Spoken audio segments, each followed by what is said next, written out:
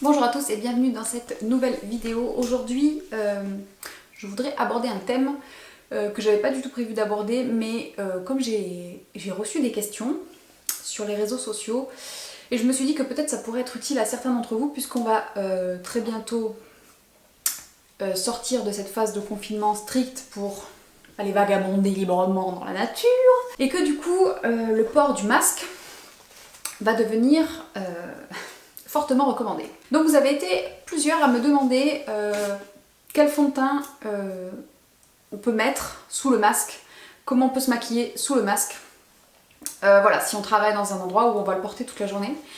Et il s'avère que c'est tout à fait mon cas, puisque je travaille dans un cabinet médical et que pour ma sécurité et celle des patients qui viennent nous voir, je porte le masque toute la journée. Et donc j'ai été confrontée à ce petit problème et j'ai dû réajuster un petit peu mes habitudes de maquillage le matin, ma routine de maquillage du matin quand je vais travailler, parce que se maquiller comme d'habitude, bon, c'est possible, hein. C'est pas grave, vous allez juste maquiller l'intérieur de votre masque et quand vous allez partir vous aurez certainement des trous un peu partout dans votre visage, dans votre maquillage, surtout au niveau du teint et toute la partie du bas du visage. Ça va pas mal frotter, surtout au niveau du nez, c'est ici que ça frotte le plus. Au niveau du nez, au niveau du menton, on le sent d'ailleurs quand on porte un masque très longtemps et qu'on l'enlève, on le sent toujours, on a l'impression de ne pas l'avoir enlevé. Donc ça frotte ici, et bien sûr sur les joues et ici là où vous allez le plaquer. Donc comment faire pour essayer de garder quand même un semblant de dignité, non, un semblant de coquetterie quand on doit porter un masque toute la journée pour travailler. Je vais vous montrer ce que moi je fais tous les jours, tous les matins, depuis que du coup j'ai dû retourner travailler et que je dois porter le masque. Parce que sortir, la solution la plus simple, ça serait de pas se maquiller du tout le teint et de faire que les yeux. Pour la bouche, c'est le même problème, hein, parce que derrière le masque, c'est même pas la peine d'envisager un rouge à lèvres. Donc la question, c'est surtout pour le teint, parce que les yeux, ça pose pas trop de soucis. Voilà, j'ai des lunettes, même si vous avez une Charlotte qui s'arrête ici, le masque s'arrête là, donc vous pouvez vous lâcher sur les yeux. Mais alors pour le teint c'est plus compliqué. Donc je vais vous montrer ce que je fais et à la fin je vous donnerai mon astuce pour ne pas avoir de buée sur les lunettes quand on porte un masque et des lunettes. Je vais vous recommander 4 fonds de teint que vous pouvez utiliser. Mon top du top pour, voilà, pour cet usage, ça va être le Double Wear de chez Estée Lauder. Pourquoi? Parce que c'est un fond de teint qui est sans transfert, ou quasiment 100% sans transfert. Il faut savoir qu'un fond de teint sans transfert, vraiment sans aucun transfert, ça n'existe pas. Vu qu'il y a quand même de la matière sur la peau, si vous frottez avec un tissu, surtout s'il est blanc, il va y avoir quand même un tout petit peu de couleur qui va transférer. Mais c'est vraiment très peu, surtout s'il est bien sec et que vous poudrez un petit peu. Ça va frotter, ça va déjà décrocher un peu la poudre et ensuite ça ira un petit peu chercher le fond de teint. Ça va transférer légèrement mais sans faire de trou et sans déplacer la matière en dessous. Le meilleur pour ça vraiment que j'ai trouvé et que moi du coup j'utilise tous les jours, c'est le Double Wear. Moi je l'ai en teinte 1 W2, c'est celui que je vais appliquer juste après, je vous montrerai comment je l'applique du coup pour que vraiment il reste collé à la peau. Sinon, en beaucoup moins cher, parce que ce fond de teint là il est quand même pas donné. L'avantage c'est qu'il y a quand même énormément de teintes, donc vous pouvez forcément trouver votre bonheur là-dedans. Et il en faut une toute petite quantité, donc c'est quand même un produit qui dure longtemps, donc si vous voulez investir, pourquoi pas, c'est le moment. Sinon, je peux vous proposer une alternative petit prix, et c'est le nouveau fond de teint de chez L'Oréal qui s'appelle l'Infaillible 24 heures Matte Cover. C'est un fond de teint longue tenue. Assez couvrant, il est plus couvrant celui-ci que le Estée Lauder, mais vous pouvez le moduler, donc si vous en mettez très peu ça ira. Il est vraiment bien, il est un peu plus mat que le Double Wear, mais par contre au niveau du transfert ils sont très similaires. Ensuite un fond de teint qui tient très bien, qui est pas 100% sans transfert mais pas loin, il est juste un poil en dessous du Double Wear, donc du coup je vous le signale, c'est le Stay Naked de chez Urban Decay. L'avantage que va avoir celui-ci, c'est que même s'il va transférer légèrement dans votre masque, pareil, il va s'estomper sans faire de trou, sans se déplacer en fait. Donc ça peut être une très bonne option. Et la 4e option, c'est le Color Stay de chez Revlon. que j'utilise depuis des années parce que il est waterproof, il tient extrêmement bien. Pareil, il reste bien accroché à la peau même s'il s'estompe. Et du coup, c'est une très bonne option aussi. Donc du coup, au niveau du teint, je vais y aller avec le Double Wear. L'erreur à pas commettre, c'est de mettre trop de fond de teint. Donc, bien sûr, il y a des zones où vous pouvez couvrir un petit peu, notamment le front. Voilà, parce que ça va pas trop frotter, sauf si vous avez une Charlotte ici. Donc il faudra pas trop charger les contours. Mais au niveau du front, ça va. Au niveau des joues, ça va frotter un petit peu. C'est surtout au niveau du nez et du menton. Hein. Donc voilà comment moi je l'applique. Donc là j'ai mis une pompe dessus. Sachez que c'est un fond de teint qui est vendu sans pompe. Mais moi j'ai mis une pompe et c'est vrai que c'est vachement mieux pour le doser. Parce que du coup je vais l'appliquer vraiment goutte à goutte. Donc là j'ai une toute petite goutte. Et je vais vraiment masser le fond de teint dans la peau pour essayer de le faire fusionner un maximum. Il faut qu'il soit vraiment collé et pas en surface. Il faut vraiment pas qu'il reste en surface. Donc si vous l'appliquez avec une éponge, vous risquez d'en mettre trop et de ne pas savoir s'il a bien fusionné. Pareil avec le pinceau. Alors que là, avec les doigts, je peux vraiment travailler la matière, la chauffer et la placer où je veux. Zone par zone, donc pareil, hein, j'y vais vraiment goutte à goutte. Alors, les ailes du nez, ça va, parce que le masque frotte pas énormément dans le creux ici. Donc je le mets d'abord ici et je remonte un tout petit peu ce qui reste sur le dessus.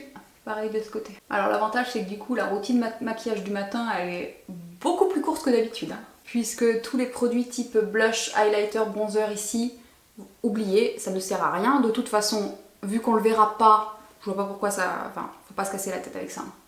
Là j'ai quelques cicatrices donc c'est vrai que je vais quand même essayer de les cacher parce que quand même pendant la pause déjeuner on peut enlever un petit peu le masque pour discuter toujours en restant à 1 mètre de distance des collègues.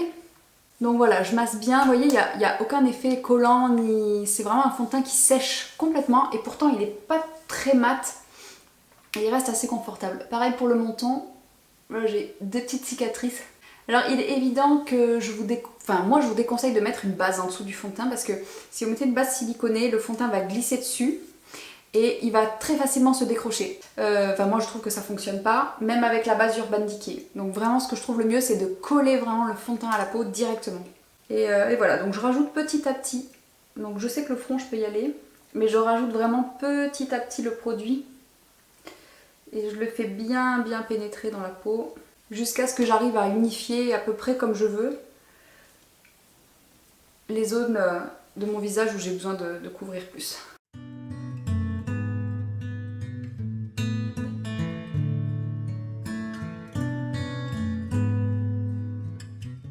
Donc là le résultat est forcément moins couvrant que si on mettait de la matière, un peu plus de matière. Mais vous verrez que honnêtement il vaut mieux ça. Il vaut mieux en mettre moins, que ça soit moins couvrant, de toute façon on ne voit pas cette partie, plutôt que de charger la matière et que ça fasse vraiment un résultat dégueulasse quand vous allez retirer votre masque et que vous allez avoir des amas de matière partout aux endroits où ça frotte. C'est pas du plus bel effet, donc privilégiez voilà, less is more, il vaut mieux en mettre moins, tant pis si vous ne serez pas méga flawless sous votre masque, de toute façon on s'en fout. Mais voilà, ça unifie. Ça enlève un petit peu les marques, les petites taches, les petites cicatrices, ça unifie la couleur et ça floute un peu les pores, les imperfections, c'est déjà pas mal. Côté cerne, pareil, faites attention à ce que vous mettez comme anti-cerne parce que le masque, si vous le portez très bas, ça va, mais si vous le portez ici, et je vous expliquerai pourquoi après, ça peut frotter aussi sur l'anti-cerne. Donc pareil, anti-cerne, on en met le moins possible et du coup si vous êtes assez marqué au niveau du cerne comme moi, je vais utiliser un correcteur en toute petite quantité et un anti-cerne en toute petite quantité aussi. Donc là je vais utiliser le Magic Vanish de chez Charlotte Tilbury que j'ai appris à aimer de nouveau, enfin appris à aimer tout court parce que jusqu'à aujourd'hui c'était pas trop ça. Grâce à Aurélie, il faut vraiment en mettre moins que ce que vous pensez qu'il faut en mettre. C'est-à-dire si vous pensiez que vous en mettiez déjà pas beaucoup, mettez-en 2 fois moins et ça marchera encore mieux. Donc j'en mets un peu sur mon pinceau plat, j'en enlève sur le dos de ma main, j'en enlève et je garde que ce qui reste ici. Hop, et je vais baisser le menton regardez là où vraiment c'est coloré le plus foncé. Et je place juste un voile, mais vraiment à peine.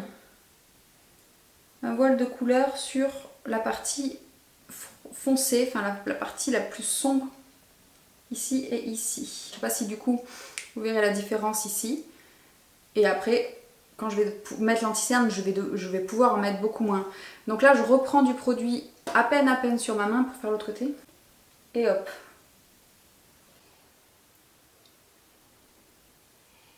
Ensuite, comme anti-cerne, je peux vous proposer une solution qui va paraître évidente à tout le monde, je pense.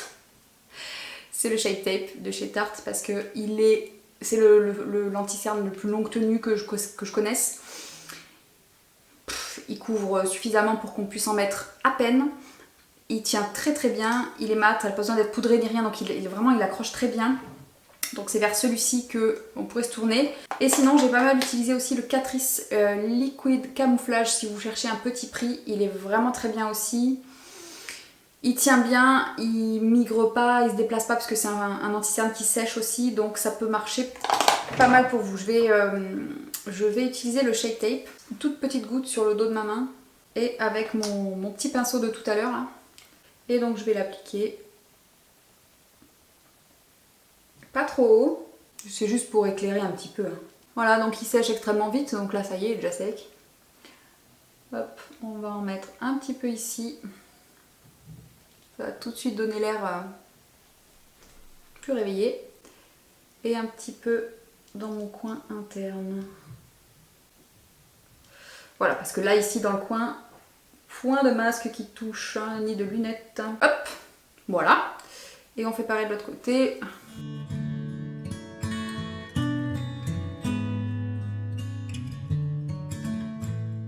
Maintenant que le fond de teint est bien sec, je vais vous montrer que on est quand même pas mal côté transfert, normalement. Donc on a le masque ici, si ça frotte un petit peu, voilà. On n'a pas de... C'est sur le nez que ça transfère le plus, mais bon, vous voyez, on n'est quand même pas sur du gros transfert, quoi.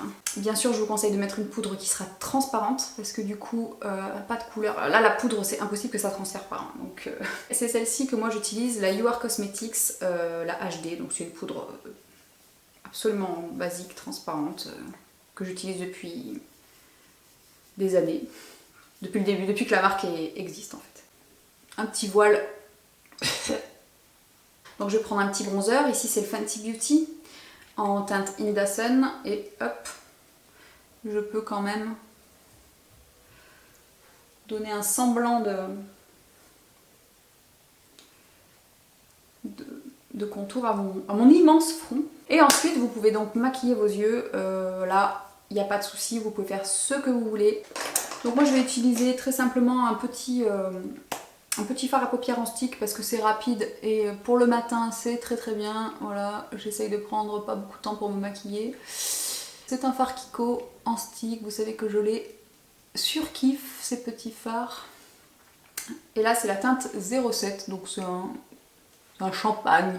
Côté sourcils, pareil, vous pouvez faire ce que vous voulez au niveau des sourcils. Vous pouvez faire comme d'habitude, je vais mettre un tout petit peu de crayon. C'est mon crayon Yves Rocher, comme d'hab, en teinte 03 brun. Donc c'est le stylo rétractable, hein, le stylo sourcil. Et en général la journée, donc quand je fais des photos sur Instagram, des tutos, des machins, je fais des sourcils un peu plus définis, un peu plus marqués, mais dans la vraie vie, j'aime avoir les sourcils le plus naturel possible. Donc je ne fais que un petit peu de remplissage au niveau de la queue, parce que ils sont un peu clairsemés au niveau de la fin là, du sourcil. Donc je vais juste compléter ce qui manque ici. Et c'est tout. Je vais reprendre mon bronzer, donner un peu de chaleur ici, mon creux de paupière. Ensuite on va faire un petit rat de cils, donc c'est un vrai make-up de matin de travail. Hein. Donc je fais un petit rat de cils vraiment juste pour souligner ma ligne de cils. C'est un crayon que j'aime bien, ça c'est le Kiko Smart Eye Pencil en teinte 05. C'est un brun taupe assez clair qui est hyper cool pour tous les jours. Je prends un petit pinceau liner et je vais juste estomper un peu, enfin je vais le flouter légèrement. Ensuite, mascara. Mascara, c'est le Luxurious Lashes de chez Kiko en version waterproof. Donc au niveau des lèvres, ça va être assez compliqué de porter du rouge à lèvres, c'est évident, mais de toute façon, on ne le verra pas. Donc moi ce que je fais, c'est que je mets un petit gloss avant de partir, le temps que ça a un petit gloss hydratant. Comme ça va bien hydrater, et puis après j'entame ma journée, et puis jusqu'au soir... Donc celui que j'aime beaucoup en ce moment, c'est le Bare Minerals, le gloss Rebelle, en teinte rebelle, c'est un petit rose, voilà. Et il est vraiment pas mal, il est très hydratant. La couleur de mes lèvres, mais un peu plus frais, et j'aime beaucoup. Je pense que ça peut vraiment faire l'affaire pour une journée de travail classique, basique. Normalement avec ça, vous n'aurez pas l'air trop dégueulasse au moment de retirer votre masque, puisque tout ce qui est sur la peau devrait pas trop bouger. Et donc je termine avec ma toute petite astuce qu'on me demande souvent. C'est comment gérer la buée sur les lunettes quand on porte un masque. Donc si vous portez un masque et que vous mettez trop bas, dès que vous allez souffler, voilà, c'est ce qui se passe quand on se met à parler, c'est-à-dire qu'on parle et on respire et on a de la buée sur les verres. Donc ce que vous pouvez faire, c'est remonter le plus haut possible au niveau de l'arête du nez ici. Vous le pliez bien, vous le descendez bien et vous venez mettre, tac, vous calez les lunettes dessus. Et là, il n'y a plus de buée. Et là, vous voyez, quand je retire mon masque qui est blanc, j'ai fait exprès de prendre celui-là, il n'y a aucune trace de fond de teint dessus. Donc voilà, j'espère que ça aura pu être utile à certains d'entre vous, que vous puissiez vous sentir voilà, un petit peu à votre avantage pour aller au boulot, pour aller faire vos courses ou je ne sais quoi, et voilà, ne pas avoir un résultat trop dégueulasse sur la partie où vous allez porter votre masque. Sur ce, je vous fais des gros bisous, prenez bien soin de vous, faites attention et je vous dis à très bientôt dans une prochaine vidéo.